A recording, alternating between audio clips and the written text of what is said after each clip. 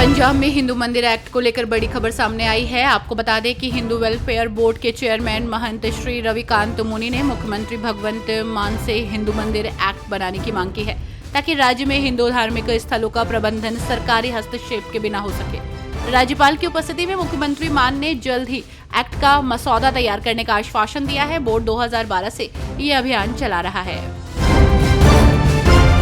केंद्रीय स्वास्थ्य मंत्री और भाजपा के राष्ट्रीय अध्यक्ष जेपी नड्डा आज उत्तराखंड के दौरे पर पहुंचे, जहां देहरादून एयरपोर्ट पर सीएम धामी और अन्य भाजपा कार्यकर्ताओं ने उनका स्वागत किया। वो सीमांत जिले पिथौरागढ़ के वाइब्रेंट विलेज का दौरा करने उत्तराखंड पहुंचे हैं। वो जॉलीग्रांट स्थित देहरादून हवाई अड्डे पर सबसे पहले वाइब्रेंट विलेज के तहत प्रस्तावित कार्यों का प्रस्तुतिकरण देखेंगे। वाइब्रेंट विलेज गुंजी में उनका रात्रि प्रवास होगा। अपने बयानों को लेकर अक्सर चर्चा में रहने वाले राज्यसभा सांसद और शिवसेना प्रवक्ता संजय राउत ने एक बार फिर पीएम मोदी पर जोरदार हमला बोला है।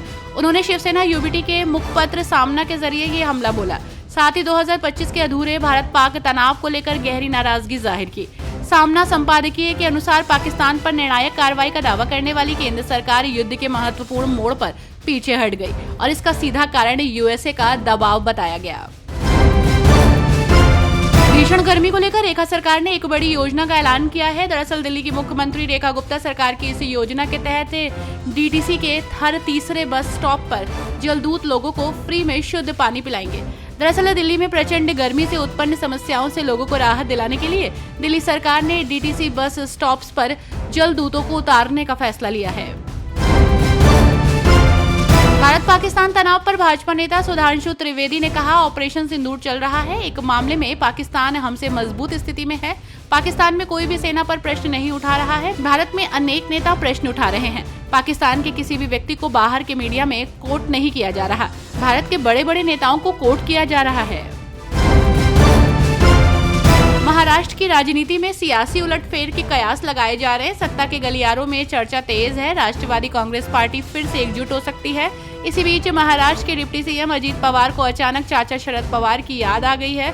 अजीत पवार ने शरद पवार की खूब तारीफ की है। अजीत पवार के इस बयान ने सियासी अटकलों को हवा दे दी है। भारत ने राष्ट्रवादी सांसदों का एक सर्वदलीय प्रतिनिधिमंडल प्रमुख देशों में भेजने का फैसला किया है। इस पर बोलते हुए कांग्रेस के पूर्व नेता आचार्य प्रमोद कृष्णम ने कहा कि पूरी दुनिया को पता चल गया है कि पाकिस्तान कंट्री नहीं रह गया है, बल्कि आतंकवाद की फैक्ट्री बन गया है। केंद्रीय मंत्री और राज्य भाजपा प्रमुख जी किशन रेड्डी ने कहा कि हैदराबाद में तिरंगा यात्रा निकाली गई। ऑपरेशन सिंदूर में हमारी सेना ने लड़ाई लड़ी और देश को जीत के रास्ते पर आगे बढ़ाया। ये यात्रा सेना को धन्यवाद देने और बधाई देने के लिए निकाली गई। इस कार्यक्रम में हजारों लोगों ने हिस्सा लिया।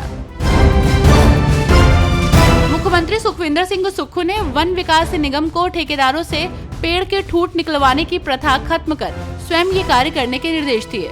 उन्होंने लगभग 10,000 ठूंठ निकालने के लिए रोड मैप बनाने को भी कहा है। मुख्यमंत्री ने वन विभाग को जंगलों में आग की घटनाओं को रोकने के लिए प्रभावी कदम उठाने और स्थानीय लोगों की भागीदारी बढ़ाने के निर्देश दिए हैं।